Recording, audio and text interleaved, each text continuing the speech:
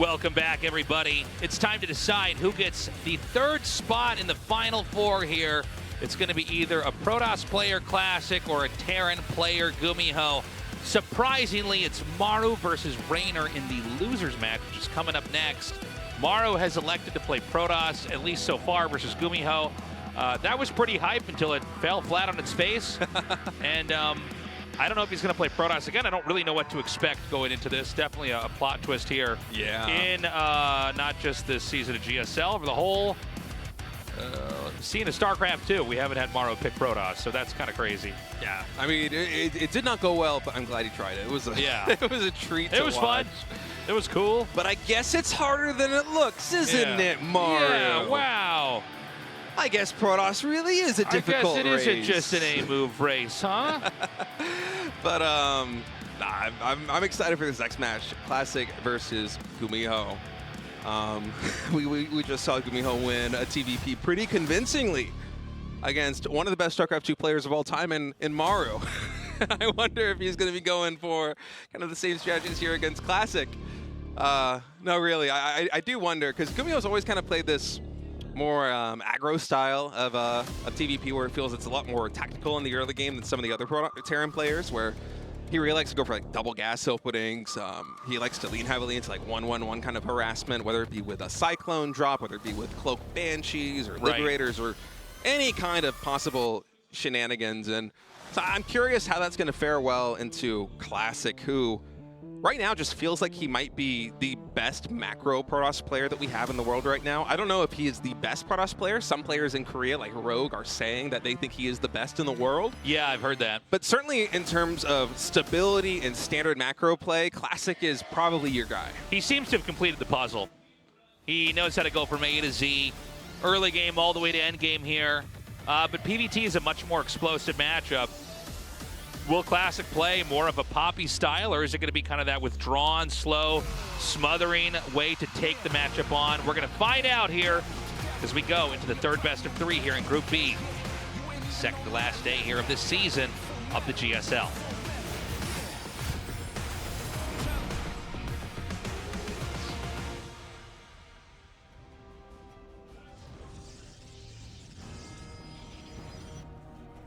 Okay, so Classic in the top left, GuMiho in the bottom right.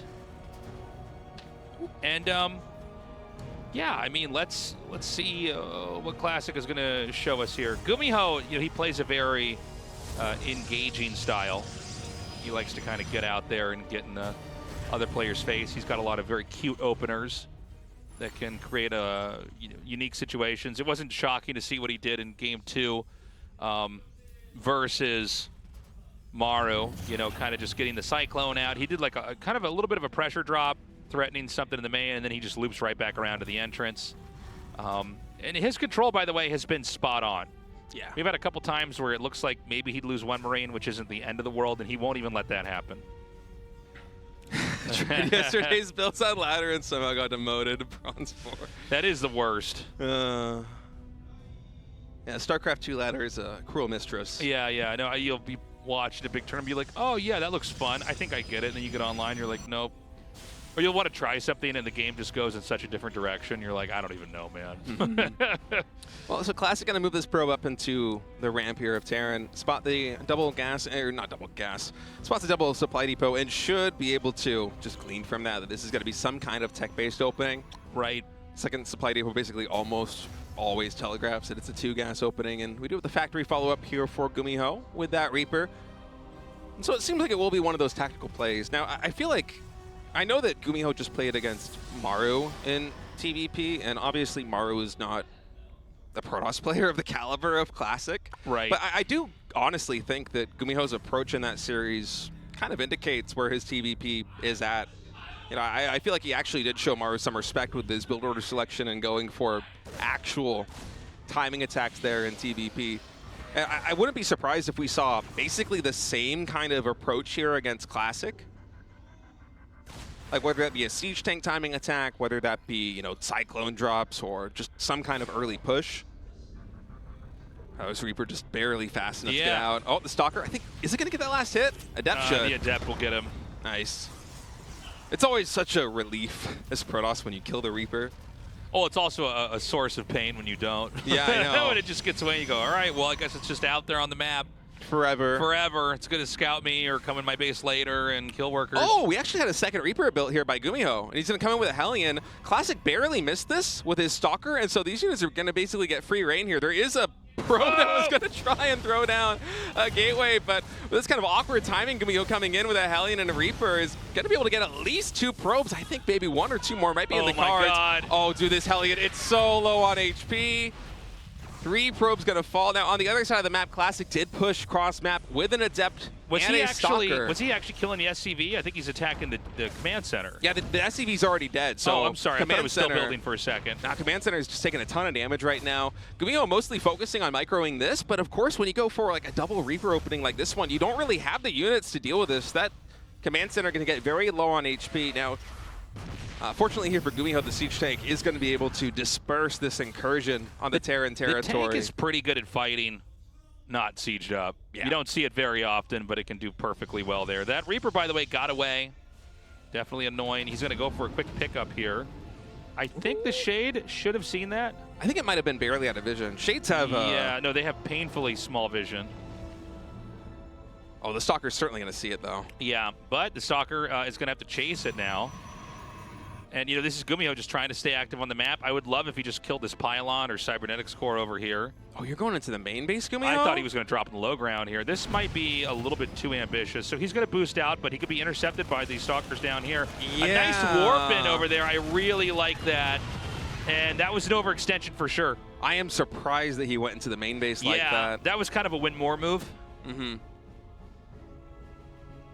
You know, luckily for GuMiho, Classic Stalkers in the main base have a long way to rejoin this forces here in the front. So I think that GuMiho should be fine. The Siege Tank is going to take a little bit of damage here from the chasing Stalkers, but with another Siege Tank here on the high ground, GuMiho should be safe.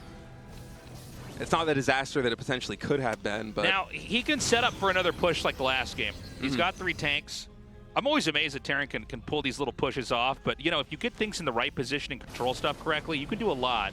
Yeah. He's kind of sieged up out here at the front, so he's not going to make any moves yet here. The Protoss also doesn't have a third base yet, so it's like, what would you actually be hitting, right? You're never going to just, you know, two base push another 2-base player here. The Observer is going to glide in. We're actually going to have a fourth Siege Tasteless. Can you imagine? 4 Tastelesses. It's like the Ninja Turtles of Tastelesses, each one with a different colored blazer and a different weapon that they've mastered. The 4th Siege Tank joining the fray here. That is a lot of Siege Tanks.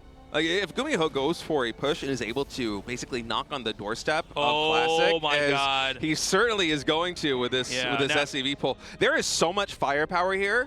I love Classic moving down outside of his natural expansion like this. He's going to try and section off this army. This is a brilliant move by Classic. Do anything you can to slow this down. Fight the Siege Tanks when they are unsieged, forcing GuMiho to do this dropship micro. The SCVs not really getting the full value. The Siege Tanks falling. I mean, the tanks, when they're not able to siege up and focus fire down the Stalkers in this situation, there's not a lot of DPS. This is a huge win for Classic, Tasteless. Yeah, Classic takes out a lot of the key units, but you know, it's a pretty wounded GuMiho behind all this. Some SCVs remain, some Reigns can kind of stem in here. I just feel like this is far too brittle of an army, far too flimsy to make this work, and so he's gonna regroup. I don't think he's giving up on the attack itself, although I think the SCVs might be right-clicked back over to the expansion.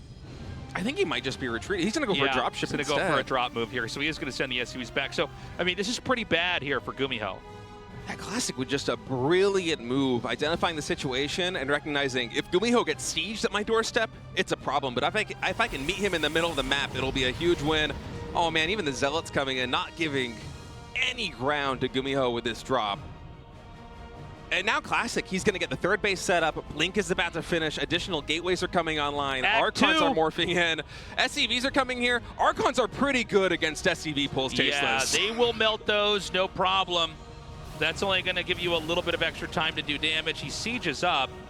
There's no attack coming in here. We're going to have like 4 storms when this push hits. This is going to be brutal. From Terran players, shield your eyes. Yeah, this is going to be so bad. I mean, look, I actually don't think that GuMiho will even stay in the game if this attack fails. I mean, you don't have any longevity here. You're giving up all the importance that you have. A storm there on that. Are we going to get any on the infantry themselves? The storms even hit before combat shields was finished. Oh my God. GG. Classic takes game 1.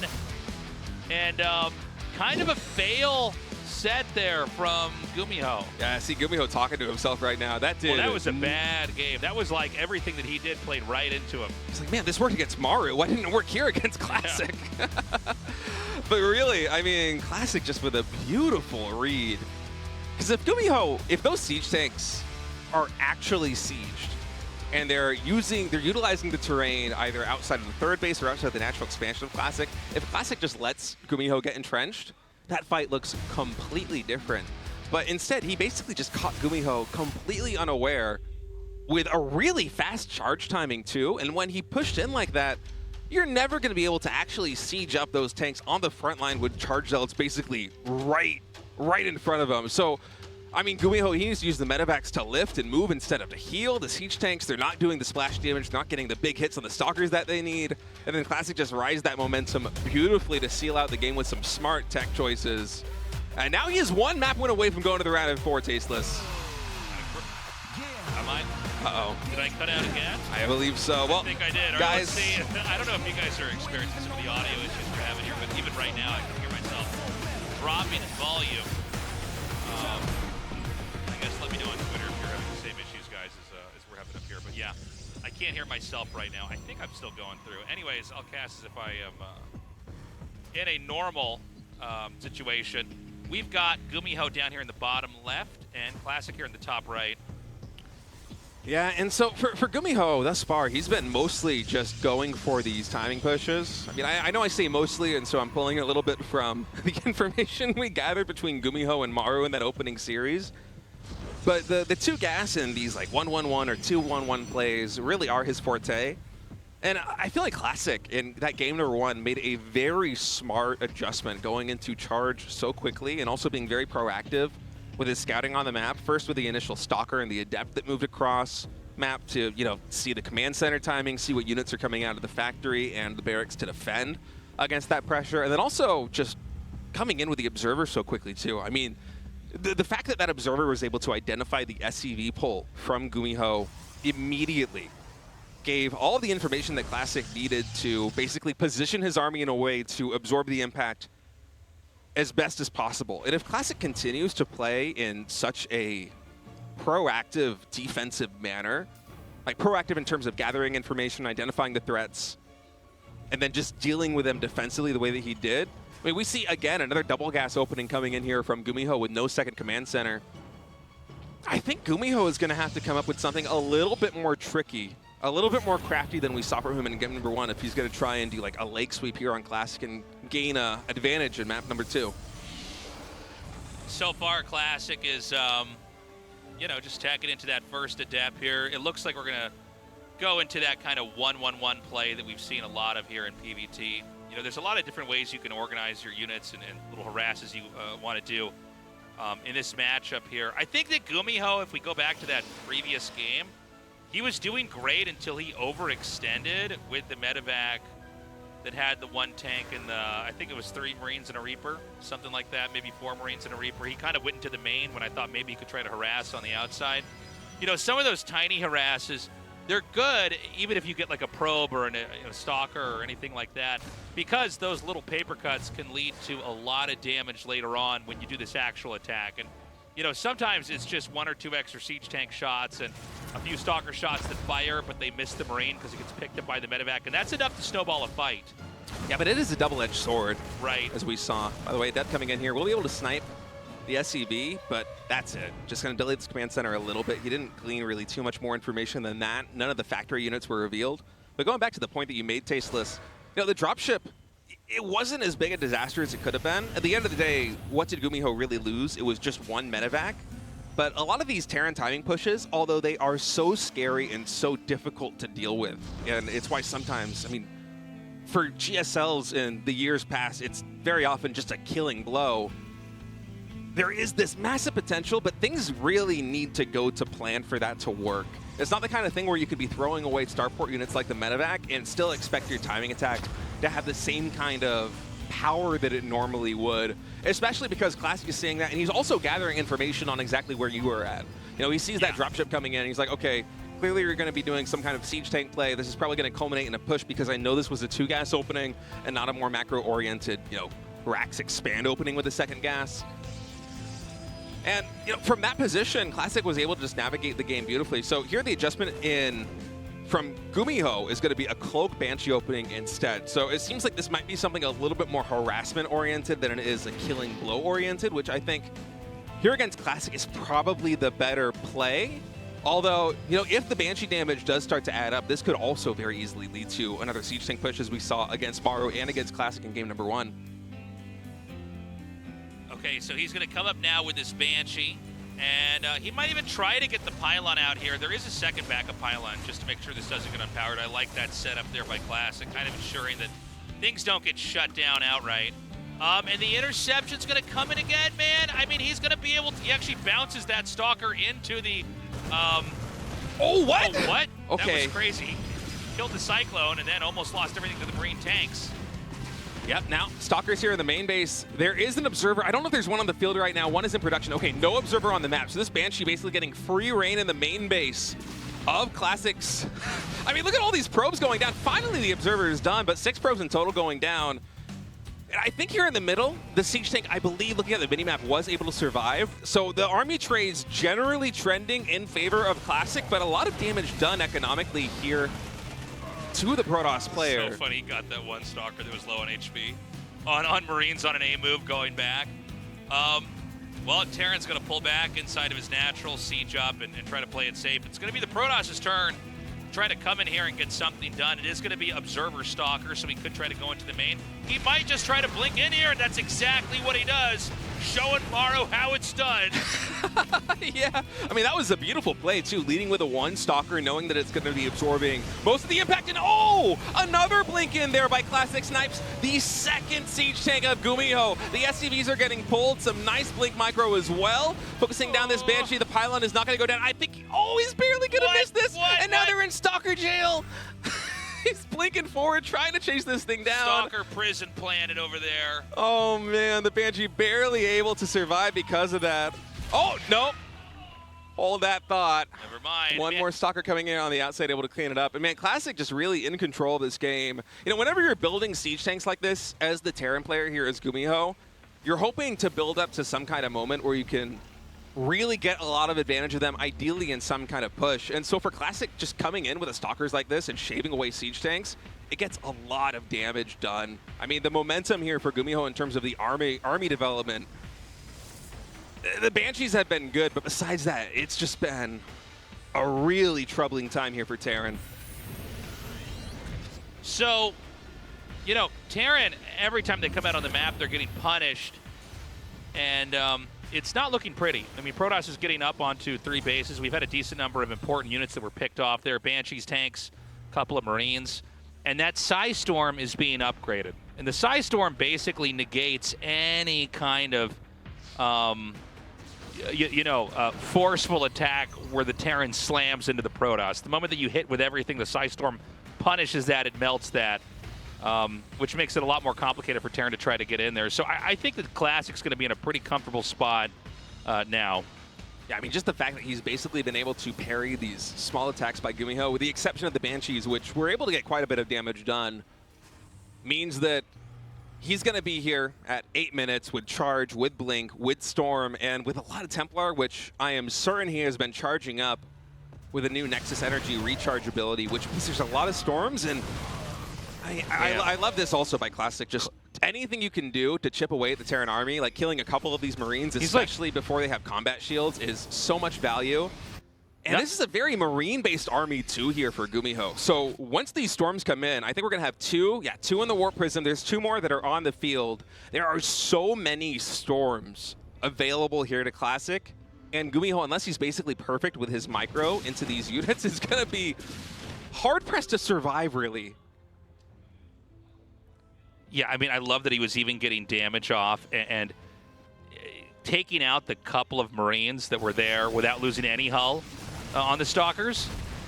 We have the push now going to come up here. Got to be careful. You don't want to overextend, but it seems like he thinks those Might be some loose Marines and Marauders. He hits there. And, I mean, it's still a kind of a ways to go here for Terran. He's not really near anything yet. I love the Zealots, and the Templars kind of ready to flank here. He's going to get these Storms off. Oh, Zealot's connecting with a Siege Tank Storm on all three of them. The Siege Tank's basically just dead to right, so GuMiho is going to lift up, potentially go into the main base. Yeah, that's where he's going. What do we have here waiting for him? Oh, a lot of Templar with a lot of energy. Those medevacs are battered and bruised. Even more coming in from the Warp Prism. Stalkers warping in, Zealots warping in the main base. This Terran army, yeah, it does have a lot more firepower than the Stalkers here in the main. But as soon as Classic reinforces it, he's got to be very careful. These medevacs, they are so low on HP, Tasteless. Another Storm. Did he even get, I don't even think he got the Forge, did he? No, I mean, he lost so many important things here. Even the Banshee finally going down. I think the counterattack here from Protoss is going to be devastating. I mean, looking at the army supplies right now, Classic has a lead, but the very scary thing for me is that, oh, hold that thought actually. Classic with so much confidence just charging forward right now. Oh, even stutter stepping. He takes the Warp Prism to drop the Templar in closer range. He pulls it forward, just this overpowering Gateway army. GG. Classic is going to the round of 4. A magnificent performance from him. 2-1 over Reynor, and then 2-0 over GuMiho in such convincing fashion. Oh my God. I mean, he just absolutely, he's slaughtered. He might win this whole GSL. He's making it look so easy, so strong. I thought it was going to be a longer series, by the way. I didn't expect it to be, you know, GuMiho kind of hopping around the map, trying stuff, and Classic just clapping him. Yeah, that was very impressive. I am so excited to hear what Classic has to say. Yeah, we're going to go to that interview now. Congratulations, Classic, on making the semifinals of GSL Season 1. Well, it feels like time stopped for you, Classic. You've always been really good in the StarCraft 2 scene, so how do you feel right now? Well, it's my first GSL, you know, stage in a long time, so I'm really nervous. But I feel really fortunate. I feel really happy that I made it into the round of 4. I mean, in the match against GuMiho, you showed a phenomenal performance, but against Reynor, also, you showed great performance. Yeah, I feel like the first game, I always lose in a best of 3. So in the beginning, I did make some trivial mistakes, but it's always the same. It's always the usual scenario, so it didn't really startle me. Classic, whenever we see you perform in the GSL, we always see Maru in the same group as you. And it's always Maru that drags you down. So this time, I feel really happy that Maru is in the lower bracket. So now you'll be playing as Cure in the round of 4. Are you confident? Well, I actually practiced against Cure a lot for my GSL preparation. I feel like it's going to be a really tough match, but I really want to lift the trophy this season, so I'll try to be ambitious and try to prep well for that match. Another overperformance from you today, Classic. And any shout-outs to the fans who are rooting for you offline and online? You know, it's good to see the fans in a GSL offline stage. I feel really happy, and I hope to repay with a great match in the next round 4. Classic, once again, congratulations on your advancement. Thank you.